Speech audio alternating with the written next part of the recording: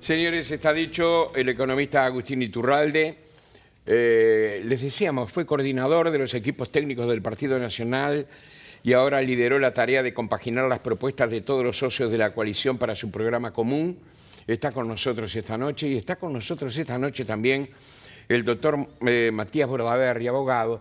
Les decíamos que ha tenido una actividad intensa en estos meses, se ha hecho ver y fue coordinador del programa del Partido Colorado. ¿Cómo están? ¿Bien? Buenas noches, Jorge. Un gusto enorme estar acá. Igualmente de recibirlos. ¿Cómo han pasado? Muy bien, por suerte. Ha sido un año intenso, largo, pero me parece que con resultados bastante satisfactorios a nivel Ha sido, pero queda. Sí, sin duda. Ha sido y será. Sin duda. Queda poco. Los 12 días que quedan, sobre todo. Claro. Bueno, hablábamos del programa recién, ¿verdad? De la coalición, del candidato Delgado. ¿Este programa es fiel a todos los partidos? ¿Cuánto debieron resignar, dejar por el camino? ¿Cuánta discusión hubo? No, yo creo que nosotros siempre hablamos de que es un programa que refleja bastante la unidad y los puntos de consenso que habían dentro de todos los partidos. Obviamente que todos los partidos venían con programas bastante potentes, bastante trabajados, con muchos equipos técnicos a lo largo de estos meses. Y obviamente a partir del resultado del 27 de octubre se dio lo que fue la formalización de un proceso no solamente político, sino también técnico, a través de este documento, donde tratamos de plasmar la visión que había dentro de los distintos partidos de la coalición para los próximos 5 años en base a un diagnóstico bastante claro de lo que nosotros creemos. Es un documento que tiene 22 capítulos, más de 400 propuestas, me parece que es bastante extenso y que refleja... ¿Para quién está hecho? Porque ¿te parece que la gente va a leer todo eso hoy en este mundo donde la gente lamentablemente está abandonando la lectura de una forma tan visible en el mundo? Creo que hay personas que sí se toman el tiempo de leerlo, hay otras que por supuesto que no. ¿Cuántas hojas son? Perdón que te interrumpa, Matías. No, te interrumpí 2 veces, disculpe. No, para nada. Nosotros, 33 páginas, creo. 33 páginas, más de 400 propuestas. Creo que hay muchas personas que sí les interesan las propuestas y yo siempre digo que más allá de que vos te sientes a leer el documento, que vos escuches a candidatos hablar de las propuestas y las cosas que quieren hacer también tiene un impacto. Entonces no se puede medir un programa solamente en base a cuántas personas lo descargaron, sino en cuanto a lo que se está proponiendo en seguridad, en economía, en salud mental, en inserción internacional. Estos procesos que ¿viste? A veces decimos, bueno, pero no se ha hablado tanto de propuestas en la campaña o tal vez nos hubiera gustado que se hable más. Entiendo que los programas tienen ese componente, permiten el diálogo y permiten a la ciudadanía entender realmente qué es lo que se está planteando, en qué aspectos los candidatos entienden y proyectan lo que se tiene que hacer en cuanto a los distintos sectores del ¿Cuánto país. de cada quien hay en el programa? Yo creo que hay mucho de todos. Creo que todos los partidos van a encontrar acá, las 5 banderitas van a encontrar cosas claramente que tienen la seña de cada uno. Creo que es un programa que tiene 2 condiciones, 2 cualidades bien importantes. Una es ambicioso, tiene una visión optimista de lo que el Uruguay puede ser, lo que el Uruguay puede lograr. No es para el más o menos, no es una propuesta para irla llevando. Son propuestas que dicen Uruguay está para mucho más, está para pegar un salto en su desarrollo, en su bienestar material, en su competitividad. Vamos realmente a poner, a meter otro cambio y avanzar. Y lo segundo es un programa de cosas concretas. Vos ves este programa y lo comparás con otros, inevitablemente, introducciones muy cortitas y enseguida pasamos a los bifes. ¿Qué vamos a hacer en materia de inserción internacional? 1, 2, 3, 4, 5. ¿Qué vamos a hacer en salud mental? 1, 2, 3, 4, 5. Podremos estar en algunos temas un poco más específicos, en otros puede quedar un poquito más general, pero es un programa que se focaliza en propuestas concretas y es el mínimo que todos los 5 partidos se comprometen a impulsar. Del partido de Lust, por nombrar el más chico, el que tuvo menos votos, quedaron cosas bien claras. Por ejemplo, Eduardo Luz vino con la preocupación del tema de los contratos del Estado con privados los confidenciales. ¿Bajo qué criterios pueden ser confidenciales o no? Bueno, se estableció un punto sobre eso, se estableció un punto sobre la promoción de algunos delitos ambientales. Bueno, ahora vamos a hablar de las propuestas concretas. Pero les hago un comentario previo. Ustedes habrán escuchado al expresidente Mujica decir que el programa de la coalición daba lástima o pena de leerlo y que criticó en particular la presunta ausencia de una preocupación por el campo. ¿Qué le contestan? Ustedes que han sido los responsables, ¿no? A ver, es un comentario político de un político y no creo que ni el rol de Matías ni el mío es entrar en debate con un político. Yo creo que no lo leyeron en profundidad. Es un programa que tiene para las preocupaciones centrales de las gremiales agropecuarias, de los productores agropecuarios, de los pequeños productores agropecuarios, tiene toda la agenda. La agenda de bajo de costos de energía, la agenda de la apertura y el acceso a mercados, la agenda de las pymes y el acceso a proyectos de inversión por parte de las pymes, la agenda de mejorar y reducir los niveles de burocracia que enfrenta el sector agropecuario y los pequeños productores agropecuarios. Si uno solo mira subtítulos, a veces se queda con esas ideas, con mucho respeto y sin ninguna voluntad de entrar al debate político. Creo que cuando uno lee en profundidad el documento, se da cuenta que va y del interior, bueno, tiene una agenda de infraestructura para el interior, vial, ferroviaria, de saneamiento, de agua potable, de puertos. Realmente, este gobierno fue un gobierno que hizo un nivel de obras interior que no se veía hace muchísimas décadas. Y creo que esto plantea un segundo piso de infraestructura de calidad en todo el país que creo que es bien notable. Ahora, como decía Alfonso, vamos a entrar en temas puntuales, pero previo a las elecciones de octubre, el Centro de Estudios de Políticas Públicas, integrado por técnicos del Partido Colorado, daba cuenta y hacía una comparativa entre las propuestas de los diferentes candidatos. Y había muchas similitudes, incluso con el Frente Amplio y los programas de la coalición. Y siempre está esa duda, ¿no? Esa imagen de dos modelos de país que se quiere instaurar. ¿Son realmente dos modelos de país? ¿Qué los diferencia a ustedes del Frente Amplio? Yo creo que sí, son dos modelos de país. Claramente hay dos modelos de país bien marcados. Cuando uno va a lo concreto, uno puede encontrar muchas similitudes. La preocupación por la primera infancia, la necesidad de hacer una reforma del sistema carcelario, la voluntad por avanzar en un Ministerio de Justicia que contenga el tema carcelario, entre otros temas. Uno puede encontrar. Ahora, cuando uno va a la cosmovisión en la que se sustentan esas propuestas, uno mira la introducción del programa de las bases programáticas del Frente Amplio, inserción internacional, y arranca con una alegoría a que la OTAN y Estados Unidos ponen en riesgo la paz mundial. Un discurso totalmente asimilable a lo que es el de Putin o de Maduro. O sea, la mirada del mundo ya es distinta. La mirada del mundo, pero uno mira la mirada, cuando viene la interpretación del tema productivo, se propone una flota pesquera nacional. Cuando viene la mirada del tema tributario, se esboza que hay espacio para aumentar patrimonio y renta. Nosotros podemos estar de acuerdo con mucho. A veces se dice, no, estoy de acuerdo en la mirada del fondo, pero no en el camino. Acá dirías al revés. Uno puede estar en contra, de acuerdo en muchas cosas instrumentales bien importantes. Podemos ponernos de acuerdo y votar juntos en el Parlamento una cantidad de cosas. Ahora, la mirada del mundo que refleja este documento y las bases programáticas del Frente Amplio son bien distintas. Bien, ya que me hablas de las bases, muchos dirigentes de todas las contiendas de la coalición han dicho que el Frente Amplio no tiene programa. Hoy lo dijo Javier García. ¿Ustedes creen que no tiene programa, que no es un programa? Yo creo que el Frente Amplio se entreveró en una discusión programática. De hecho, lo dijo bastante claro el Pacha Sánchez en una nota que le hicieron en Busca. Dijeron que no fue feliz la manera en que ellos manejaron las cuestiones. Empezaron con unas bases programáticas, después dijeron que iban a empezar a hacer otros anuncios. En las internas, el Frente Amplio empezó a lanzar algunas propuestas. Carolina Cose tuvo su plan país. Después hicieron este acto en Colonia, donde presentaron estas 46 medidas, que dijeron son 46 medidas de más de 200 que vamos a presentar. No terminaron presentando las 200, se quedaron en esas 46. Entonces me parece que fue una cuestión que no quedó muy claro a nivel programático qué es lo que quería hacer el Frente Amplio. Yo entiendo que lo que presentaron en la Corte Electoral como programa fueron las bases programáticas, esas que se hicieron en diciembre. Entonces ahí obviamente que las respetamos, que obviamente hay un documento. Me parece que ellos mismos se terminaron entreverando. Creo que nuestro camino ha sido mucho más claro a nivel de programa. Por ejemplo, en el caso del Partido Colorado, cada candidato presentaba sus propuestas, después eso convergió en un ámbito de trabajo bastante claro dentro de lo que fue un programa único, que fue el de este contrato con Uruguay. Después obviamente fuimos convocados a formar este compromiso de gobernar entre todos.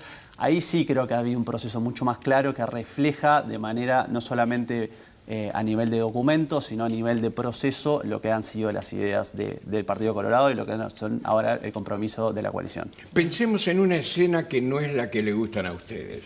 No gana Delgado la presidencia de la República.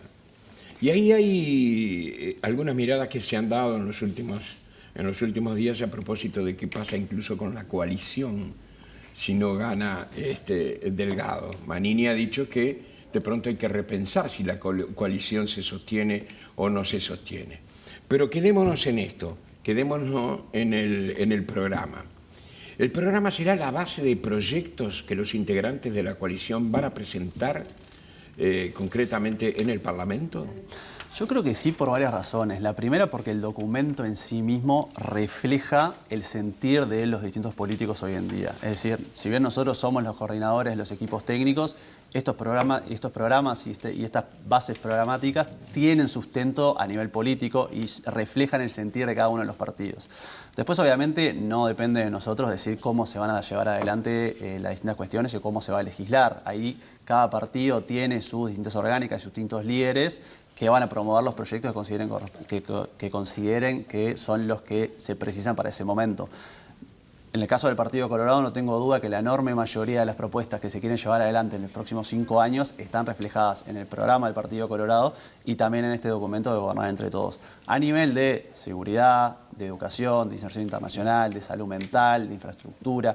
Entonces, ahí sí creo que es un documento que refleja bastante claro el sentir de la coalición, más allá de si realmente después el resultado es adverso o no, esperemos obviamente que no, pero más allá de eso, acá esto no es solamente un documento electoral, es un documento que entiende ciertos desafíos y que plantea soluciones a esos desafíos. ¿Estás de acuerdo, Agustín? Totalmente. A ver, creo que sí. Primero, tenemos bastante optimismo de que la coalición va a ganar. Queremos un proyecto que, bueno, en octubre fue el proyecto político más votado por 4ª vez consecutiva, entonces creemos que va a tener respaldo, pero sobre todo lo que estamos convencidos, yo doy un poco un broma, un poco en serio, el trabajo que me tocó a mí, que nos tocó con Matías, es bastante más simple que el que le tocó a Pablo Silveira, que cumplía este rol hace 5 años. Sí. Cuando la coalición era una idea, no existía, ya el programa del Partido Nacional y el programa del Partido Colorado ya decía lo mismo en una cantidad de cosas. Y el programa del Partido Independiente lo mismo. Y con Cabildo Abierto también. Creo que tenemos una convergencia programática muy natural que se fue dando a lo largo de este gobierno, que es una visión de país, una cosmovisión del mundo en común, más allá de matices, de diferencias que nos podemos estar de acuerdo, obviamente ya existía. Esto no es que esto se hizo una semana. En una semana ordenamos un documento que partía de una convergencia programática muy notoria que venían teniendo los partidos de la coalición. Bien. El documento tiene algunos planteos muy concretos, pero también algunas ideas muy amplias. ¿Cómo hacer para que esas ideas se bajen a tierra y no sean solamente expresiones de deseo, digamos, ¿no? ¿Cómo van a trabajar eso?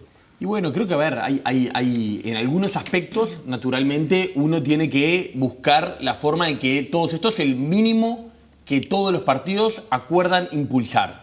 Y bueno, en algunas cosas que no nos ponemos de acuerdo en el instrumento, decimos, bueno, vamos a acordar que vamos a empujar una solución a este tipo de cosas.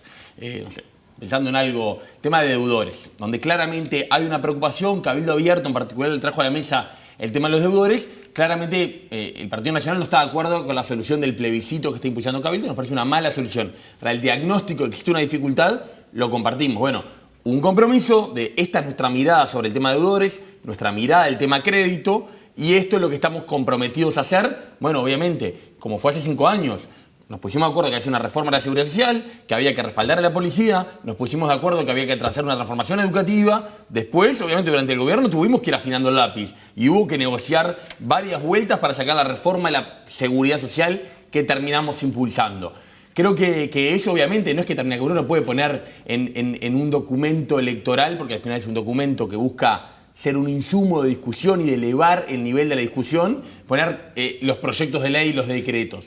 Pero sí, claro, que fija un rumbo muy claro de hacia dónde vamos. Bien.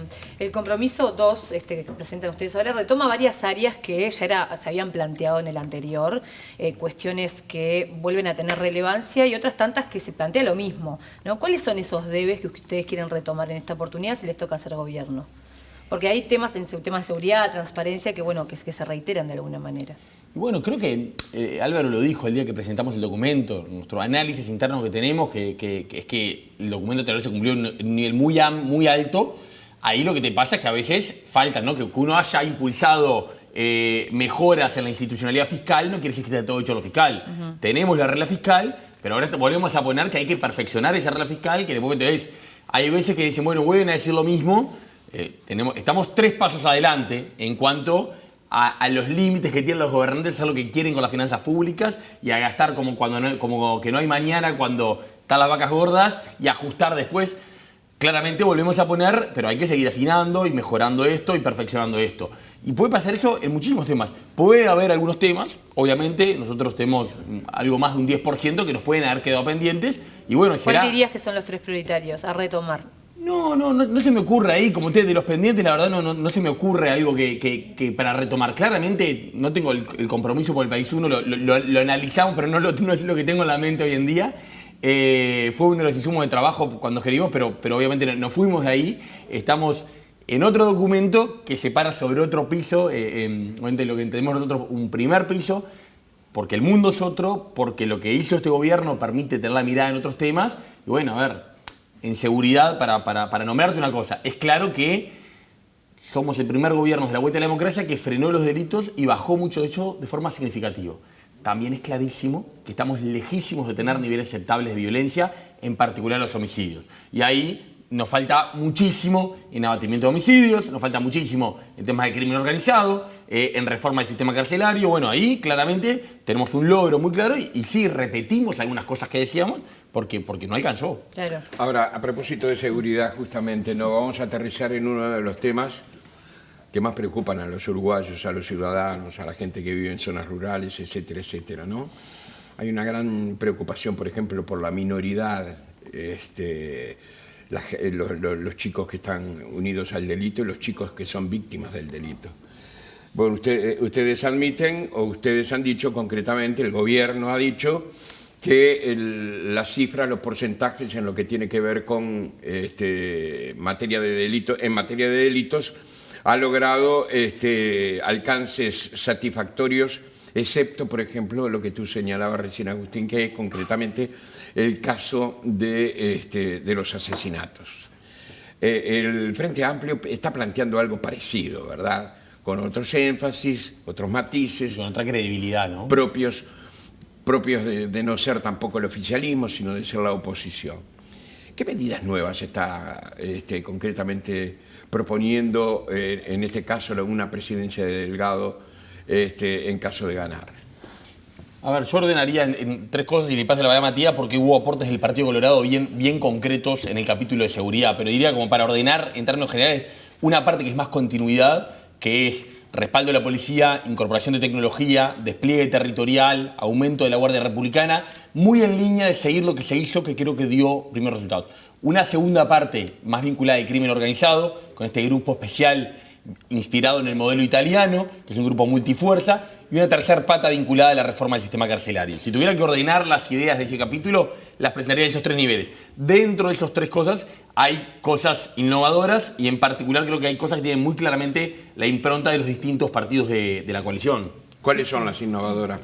Bueno, Matías, por ejemplo. Yo creo que hay cambios sustanciales en lo que es el tema del sistema penitenciario. Esto es un problema que creo que todos los partidos tenemos que hacer un poco de autocrítica. La situación del sistema penitenciario viene en una posición muy crítica hace mucho tiempo y ahí se están planteando cambios sustanciales. Por un lado, la creación del Ministerio de Justicia, que obviamente tendría implicancias a lo que es nivel de ministerios y absorbería muchas cuestiones o facultades que están en otros ministerios, pero también con ese cambio se sacaría lo que es el sistema penitenciario, el INR, del Ministerio del Interior y se pasaría a... Educación. No, al propio Ministerio de Justicia. Ah, bien. Hoy en día, nosotros lo que nos ha pasado a lo largo del último año es, hemos charlado con muchas personas muy vinculadas al sistema penitenciario, también al Ministerio del Interior, que dicen, el Ministerio del Interior, los policías no pueden estar en ambos lados del mostrador, no pueden estar persiguiendo, reprimiendo el delito y además estar encargados de la rehabilitación.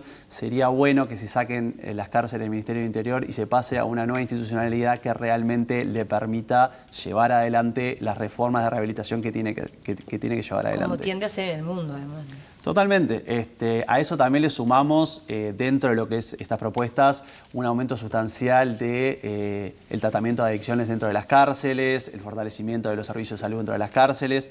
Logramos incluir acá también una propuesta que era del Partido Colorado, que es impulsar el sistema mixto de cárceles, que eso significa que el Estado se siga haciendo cargo de lo que son las políticas penitenciarias y de rehabilitación, pero todo lo que son servicios como alimentación, vestimenta, higiene, pasa a ser coordinado por un privado.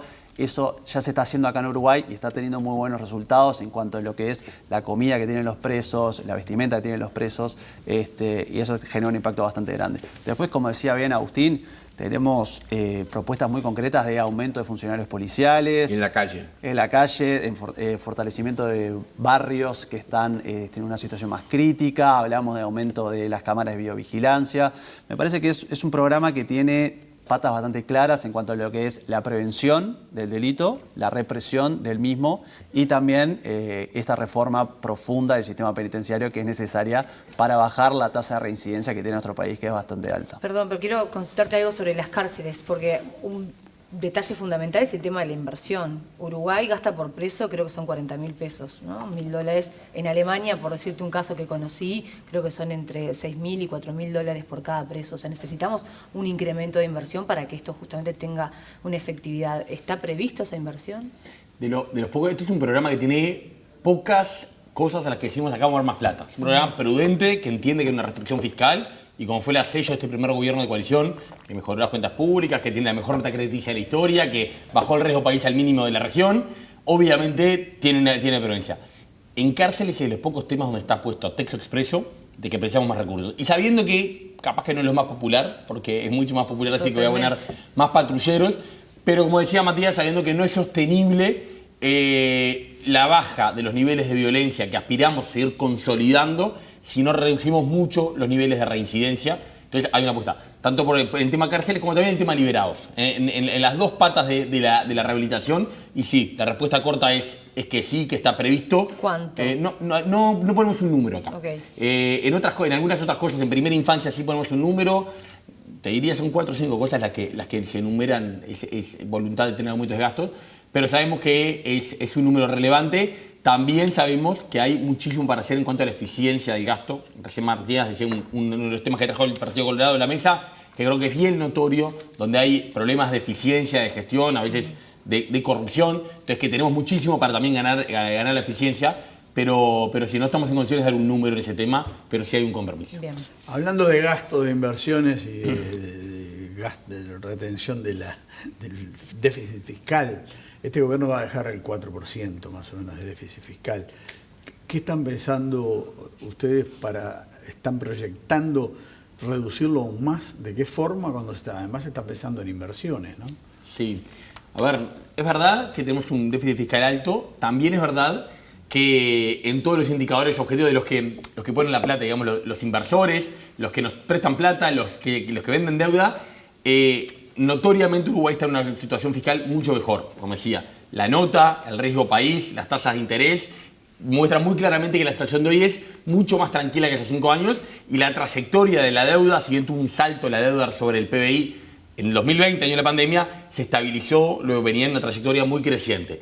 Dicho eso, es evidente que hay desafíos en el frente fiscal, es evidente que para nosotros eso es una prioridad. Nosotros creemos que como pasó el año pasado, las cuentas públicas van a ir mejorando hacia finales del año, como suele suceder, y que también la dinámica que esperamos va a ir mejorando un poco el resultado que vemos.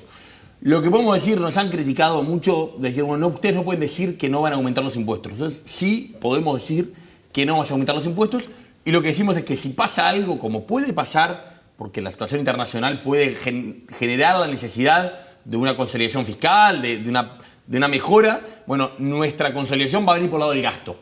Y ahí creo que hay una línea bien clara en esta decisión que tiene que tomar la gente dentro de 2 semanas, que es, obviamente puede pasar que haya que hacer una corrección fiscal. La coalición la va a hacer por el lado del gasto y creo que es notorio que el Frente Amplio tiene una preferencia por hacerlo por el lado de los impuestos. Pero entonces ahí hay una línea bien clara, como decía el ex ministro de Economía Danilo Astori, Uruguay llegó a una presión fiscal que no conviene superar, que llegó a un límite que no sería bueno superar. Hay una línea bien clara que creo que la coalición ha demostrado y que es nuestro camino. Bien. Siguiendo en temas económicos, pero también de apertura, yo les consultaba un poco qué los diferencia del Frente Amplio y los escuché en alguna entrevista decir que los une a la coalición el deseo de un modelo de país moderno que dé un salto para mejorar los niveles de productividad y bienestar social. Y para eso se necesita una mayor apertura al mundo, ¿no? Y una mayor competitividad, que ha sido un problema para el Uruguay, no solamente de este gobierno, sino que se viene arrastrando. ¿Qué proponen diferente para resultados distintos? A ver, ahí también hay una parte que creo que es consistencia en el camino de trabajar para lograr acuerdos y creemos que es verdad, no hemos tenido los resultados que nos hubieran gustado, han habido resultados. El acuerdo de Uruguay con Brasil para el acceso como producto Mercosur de lo que se produce en zonas francas uruguayas es un logro bien relevante. Algunos productos a China, algunos productos a Israel, han pasado cosas. No hemos tenido, evidentemente, logrado cerrar el TLC con China. Y lo ha dicho el presidente, ¿no? Y lo ha dicho el presidente sin mucha vuelta y sabemos que ahí el lobby que han hecho nuestros vecinos ha sido uno de los factores.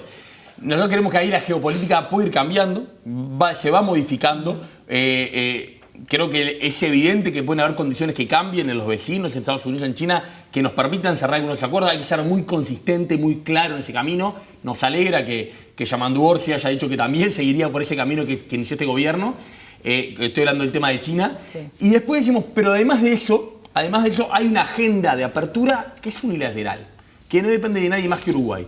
Y en el próximo quinquenio toca trabajar fuerte en esa agenda, que es de, en la medida que se pueda, reducción y tender a la eliminación de la tasa consular, remover barreras arancelarias que todavía tenemos para la importación de muchos productos, simplificaciones burocráticas que hacen que las gestiones para exportar y para importar sean bien complejas en muchos mercados. Bueno, una agenda que está enumerada, que creo que lo que apunta es a decir, bueno, está bien, siempre cuando vos las cosas que son de a dos puedes quejarte, bueno, pero el otro, bueno, hay una parte del trabajo y que es muy relevante para un país como Uruguay, que es solo de Uruguay, y ahí estamos apostando fuerte para complementar lo otro. Y que en un caso como un país como Uruguay, que como tú decís, Maggie, no existen países pequeños, cerrados y prósperos. Países pequeños que son prósperos y que dan ese salto, necesariamente son países abiertos. Y abierto implica exportar más e importar más. Otra cosa, otra trampa que a veces uno escucha. No, queremos exportar más, pero no importar más. No existe. Los países que son muy anti-importador, como Argentina, terminan siendo países anti-exportadores, terminan castigando mucho el sector exportador. Bueno, ese país más abierto, vamos a avanzar con la convicción que se avanzó, agregándole esa segunda agenda en este segundo gobierno. Agustín, hace algunos minutos hablabas a propósito de cómo se iban a realizar ciertas inversiones concretamente y en ciertos casos que podían ser dramáticos para el país, no se iba a depositar el énfasis en el campo de los impuestos, sino en el campo de los gastos, decía recién. Yo a la vez me preguntaba, ustedes han hablado de proyectos que incluye este programa, por ejemplo, primera infancia, por ejemplo, cárceles, materia de innovación, entre otras cosas. Esa plata, esta última que yo estoy mencionando, ¿de dónde va a salir? Y bueno, nosotros también en el programa hacemos algunas referencias a la voluntad de generar ahorros. Y hablamos de tener una baja gradual de la cantidad de funcionarios públicos a partir de no reposición de algunas vacantes. Hablamos de la fusión de oficinas con competencias similares. Típicamente en el caso del emprendedurismo, hay 3, 4, 5 lugares del Estado donde se promueven pymes y emprendedurismo. Bueno, consolidar eso en un único lugar con más potencia. Hablamos de un plan de formalización que tendría el potencial de incluir y traer a la economía formal y que aporten a una serie de actores que aún no están. Nosotros lo que decimos es ese plan genera algunos ahorros que libera algunos recursos y ese es nuestro camino. Nosotros para poder ir gastando más en algunos caminos hay que buscar los ahorros. No, como decía el presidente, no, siempre meterle la mano en el bolsillo a la gente creo que no puede ser y creo que no es el camino que Uruguay ni está bien ni es conveniente. Entonces, bueno, eso es, uno va a encontrar, quien revise y lea este programa con detenimiento, una serie de medidas donde se propone aumento de gastos y también una serie de enunciados donde se proponen generar los ahorros necesarios.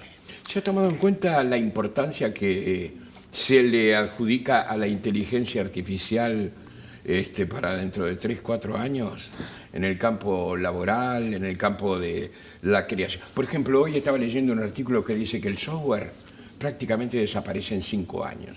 Me parece una teoría tremendista, pero no estoy con capacidad de poder responderla, ¿verdad? Y frente a la sorpresa que significa la inteligencia artificial, no sé, llego a la duda. La inteligencia artificial, de alguna forma, ¿compone también parte del programa que tienen ustedes? Sí, yo creo que eso se puede responder con dos partes. La primera, nosotros tenemos un programa bastante potente entre lo que es ciencia, tecnología e innovación, donde proponemos cambios institucionales, pero también lo que pueden ser cuestiones como fomentar becas de estudio de ciencia, tecnología e innovación a nivel universitario. Se habla de lo que es la promoción del pensamiento STEM a nivel de la educación primaria y liceal, que ahí obviamente me parece que el Plan Ceibal está jugando un rol bastante importante. También cuando hablábamos de esta cuestión anterior que habíamos mencionado del Ministerio de Justicia, que eso sacaría muchos componentes que hoy en día están dentro del Ministerio de Educación y Cultura, dentro del programa se habla de que ese espacio pase a ser más trascendente lo que es la ciencia y la tecnología, pasar a un Ministerio de Educación, Cultura, Ciencia y Tecnología. Entonces entendemos sin duda que ahí hay un sector que está creciendo y que es fundamental para el crecimiento del Uruguay. Nosotros cuando hablamos del sector TICS y cuando hablamos de todas las cuestiones que tienen que ver con la productividad y la exportación que está teniendo Uruguay, la verdad la ciencia y la tecnología está teniendo un rol importantísimo. No solamente tenemos que centrarnos en tecnología e información, la ciencia en sí mismo es importante y ahí tenemos muchos actores a nivel local, muchos del sector público, como pueden ser la UDELAR, el propio Plan Ceibal, que están jugando un rol importante. También entendemos que hay que seguir potenciando el sector privado. Uruguay, si uno analiza lo que es la inversión en ciencia, tecnología e innovación, tiene una inversión que no llega a los porcentajes tan altos que nos gustaría, pero que a la vez es muy dependiente del sector público. Bien. Tenemos que encontrar otros mecanismos para realmente seguir potenciando lo que es la inversión privada. Ahí este gobierno ha desarrollado el plan que es el Uruguay Innovation Hub, que le ha destinado 30 millones de dólares para potenciar y apalancar fondos públicos y privados. Está trabajando muy bien con startups, está trabajando muy bien con todo lo que es el ecosistema emprendedor aquí en Uruguay. Entonces yo creo que en ese aspecto sí es muy positivo. También cuando se habla de algunas cuestiones de empezar a implementar la inteligencia artificial a lo que es el Estado en sí mismo. Nosotros dentro de lo que era el programa del Partido Colorado hablamos de un chatbot de primera infancia, donde aquellas madres que tienen dudas acerca de lo que es el proceso de gestación y los distintos programas que tiene el Estado uruguayo puedan consultar a través de un chatbot. Hay muchas cuestiones de innovación, que obviamente al Estado a veces le cuesta un poco más seguirle el trazo al sector privado, pero hay oportunidades, está bastante bien contemplado dentro del programa a nivel público y privado. Bien. Está aquella famosa frase del debate de Estados Unidos que decía, ¿qué es lo que define la elección? Y decía, es la economía, ¿no? Decía, es la economía. Algo más. Y a la gente lo que le interesa también es el bolsillo, ¿eh? La de todos los días. ¿Qué están pensando? Porque ustedes están planteando algunas cosas en la microeconomía. ¿Qué se está pensando para bajarle el costo de vida a la gente en la diaria, digamos, ¿no? Sobre todo porque siempre se dice que Uruguay está caro, ¿no? Es que Uruguay es un país caro, creo que eso estamos de acuerdo. Es un diagnóstico que antes no estaba tan presente y creo que se ha consolidado. Y pongo el mismo ejemplo. Uno le dice a un extranjero cuántos son los sueldos en Uruguay y me dicen dólares. Ya, pero cobran bastante bien los uruguayos. Anda al súper. Entra al supermercado, como dice Magdalena, se le termina todo su enamoramiento con los salarios uruguayos por el nivel de precios que enfrentamos. Entonces, hay dos cosas, te diría. Venimos de un gobierno donde vamos a estar con una masa salarial 10% arriba, por un poquito más de salario y bastante más empleo, y las dos variantes consolidadas por primera vez creciendo las dos a la vez en casi una década. Creo que estamos cerrando desde fines del 2022, los ingresos de los hogares están subiendo de forma consistente y bueno, y creo que eso es cuando dice, bueno, es la economía, creo que eso es bien relevante y no perder de vista. A veces uno escucha unos análisis que dice, retorciendo los datos y buscando el pelo del huevo para no reconocer lo evidente, que los datos que publican el INE indican el mercado laboral está con todas las dificultades que sigue teniendo, con mucha gente con problemas de empleo, con mucha gente ganando salarios bajos. Todos los datos dan. Esos son los ingresos, pero si hablamos de cómo hacemos para bajar los precios de los productos de la vida diaria, ¿no? En la sección 3 del programa dice bajar el costo de vida para los uruguayos, es el subtítulo, y básicamente plantea una agenda de reformas. Nosotros creemos que la mejora del bienestar material y los ingresos de los hogares reales en el próximo quinquenio, en buena medida, va a tener que sostenerse en una baja de precios de muchos productos que son caros. ¿Y cómo se hace eso? Promoviendo lo que llamamos una agenda de reformas microeconómica que en los distintos mercados elimine barreras a las competencias que hay hoy y que creo que son el causante de esos precios altos muchas veces. el típico ejemplo del producto de higiene personal, en los cuales ya se está trabajando en este gobierno y es probable que capaz que tengamos algún avance relevante antes de que termine este gobierno. De competencia y de algún monopolio casi también. Y bueno, cuando no hay competencia hay monopolios o hay oligopolios, ¿no? Lo que estamos promoviendo acá es eliminar barreras que prohíben que entre algún jugador, entonces hay pocos jugadores. Ahora, por estos días hubo alguna discusión pública al respecto. En la comercialización, por ejemplo, el tema del combustible, en la comercialización y la distribución estamos prometiendo también un aumento de los niveles de competencia, en temas de alimentos, en temas de tecnología. Otra cosa que es cara en Uruguay, estamos proponiendo eliminar algunos aranceles a la importación de tecnología y a la vez flexibilizar un poco las franquicias para que las personas puedan traerse otro tipo de productos que hoy no pueden, para que realmente baje. Hoy lo que pasa con la tecnología, lo sabemos todos, el que viaja se compra las cosas afuera y los que no pueden viajar, no tienen la oportunidad de viajar, pagan como unos angelitos precios mucho mayores acá. Entonces, una agenda que es un poquito tediosa porque cada mercado las soluciones son distintas, pero es para la higiene personal, para los alimentos, para la tecnología, para la energía. Las tarifas públicas, la luz bajó en este gobierno cerca de 9% real, por debajo de la inflación, casi el triple de lo que había bajado en términos reales en los 15 años antes. Hay que seguir caminando, nosotros creemos que hay espacio para bajar en el próximo año otro 10% en términos reales, obviamente esto depende de varios. Una agenda en cada mercado, ir frente a frente, en algunos casos es empresas públicas, en algunos casos empresas privadas, pero en todos los casos la regla es sacar las prohibiciones, las regulaciones que no permiten que haya más competencia. Bien. Yo hoy les comentaba, ¿no? Hay temas, preocupaciones que se reiteran del compromiso por el país 1 al 2, pero también hay temas emergentes que está bueno celebrar, discapacidad, bienestar animal, salud mental. Me quiero detener en la discapacidad y hay dos temas específicamente que ustedes proponen. Uno es cobertura de facilitadores de autonomía y asistentes pedagógicos, que los centros cuenten con recursos humanos, los centros educativos cuenten con recursos humanos, y otro, de la salud, proponen un plan de accesibilidad en la salud con prioridad a la consulta para personas con discapacidad, entre otras propuestas que ustedes hacen.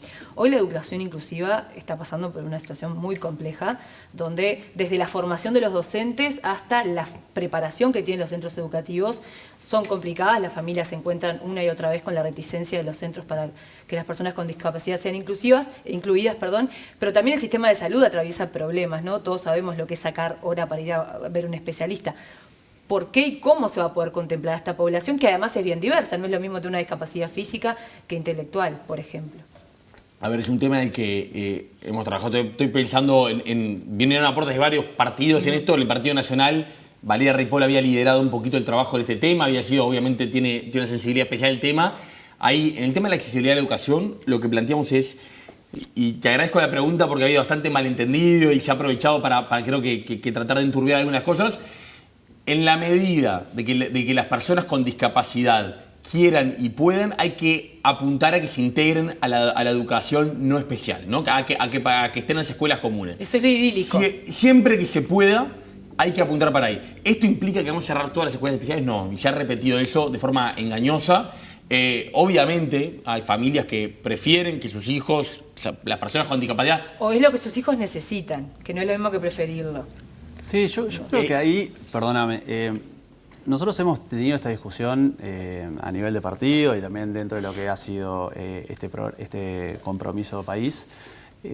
Entiendo que hay argumentos bastante sólidos en ambos lados, que es algo que muchas veces, cuando tú estás hablando de una cuestión, a veces decís, no entiendo por qué me están planteando tal cosa.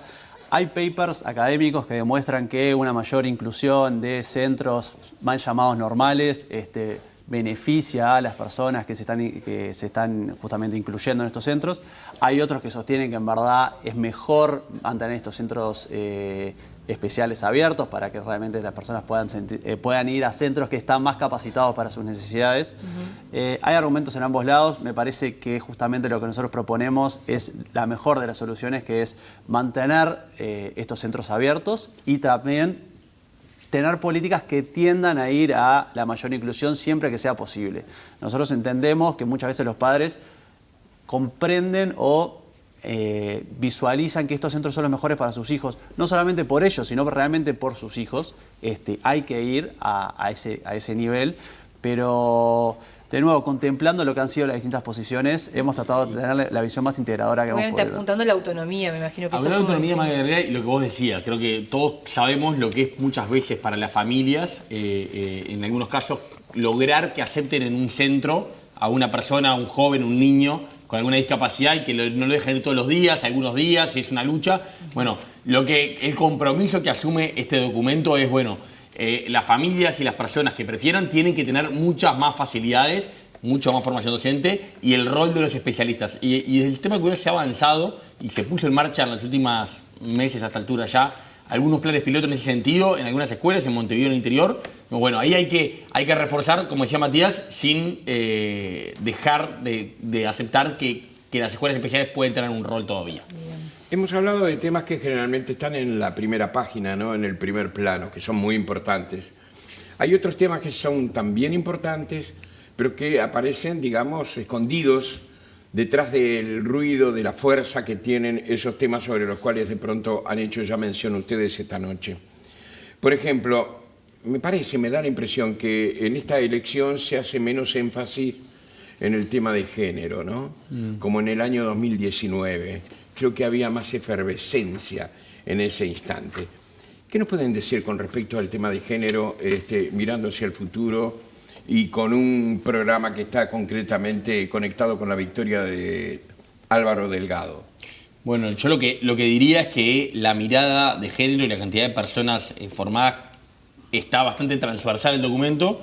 No resolvimos no incluir una sección que fuera aisladamente las consideraciones, sino que si uno recorre el documento y ve en el tema de la competitividad económica un punto que básicamente habla especialmente de la autonomía económica de las mujeres, la necesidad de trabajar en la corresponsabilidad del trabajo no remunerado, en la educación, la formación y una regulación moderna que permita esa compatibilidad. Uno va a la parte de primera infancia y familias y uno ve que hay un énfasis especial en las madres y un bono crianza que se refuerza para las familias, pero en particular para las madres.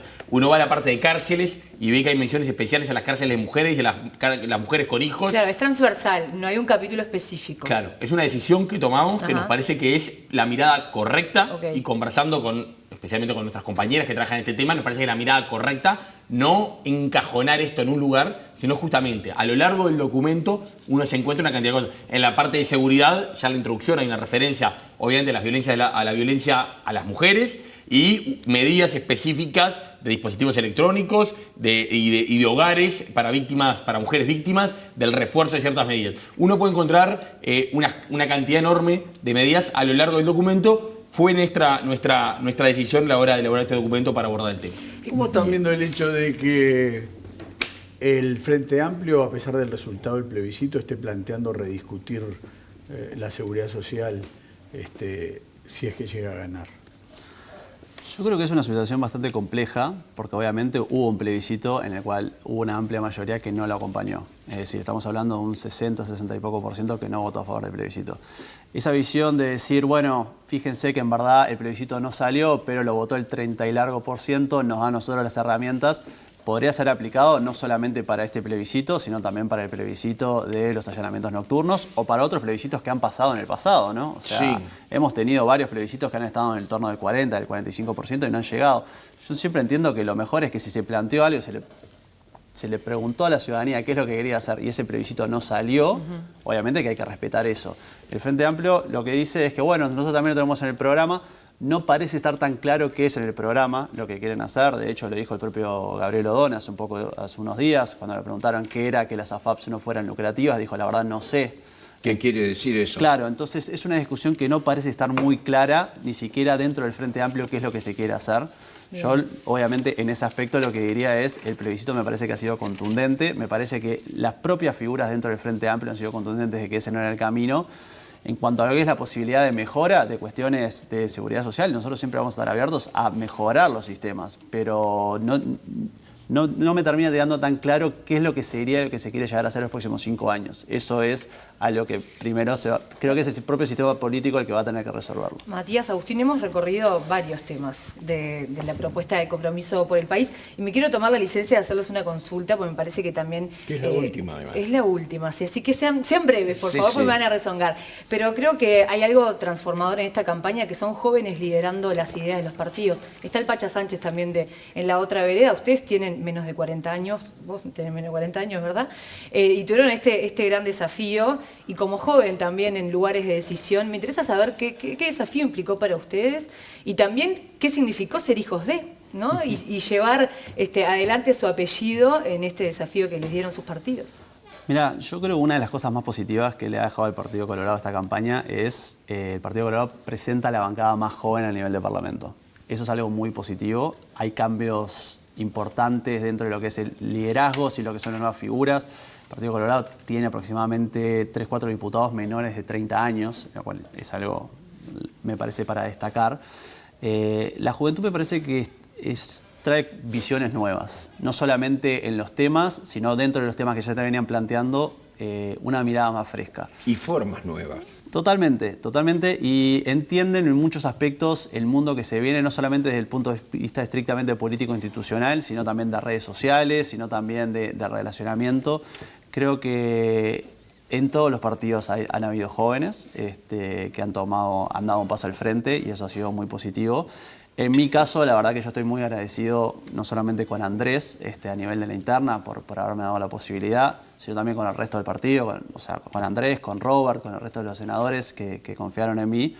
Fue una experiencia increíble, con muchos desafíos a nivel de coordinación de equipos, muchas veces hablando con ministros o exministros. Seguirá en otros lados. Pero todos han sido muy, muy respetuosos. A mí me apasionan las políticas públicas y me apasionan los desafíos que tiene el Uruguay hacia adelante. Y esto ha sido una oportunidad muy buena como para trabajar en esos aspectos. Agustín, brevemente. No, en el mismo sentido, a ver, en este país sos joven hasta entrado, Un minutito. Tengo 37 y nos años. Muy contentos también por la etapa, creo que fue un trabajo muy bueno, creo que con mucha posibilidad de tratar de desarrollar. Álvaro Delgado creo que dio mucho espacio a las ideas nuevas, y creo que sí, en mi caso personal yo había estado en política más de joven, en el Partido Nacional, después me fui a la actividad privada, a un centro de estudios, y bueno, en febrero Álvaro me convocó para este rol programático, claramente político, pero desde un perfil técnico. Muy contento como lo estamos cerrando, ya veremos lo que viene. Muy bien. Agustín, Matías, gracias por estar esta noche con nosotros. La seguiremos seguramente en una próxima ocasión. Muchas gracias a ustedes. Gracias por Jorge, venir. la riqueza de la entrevista hace que la columna anunciada queda para el próximo jueves. Exactamente.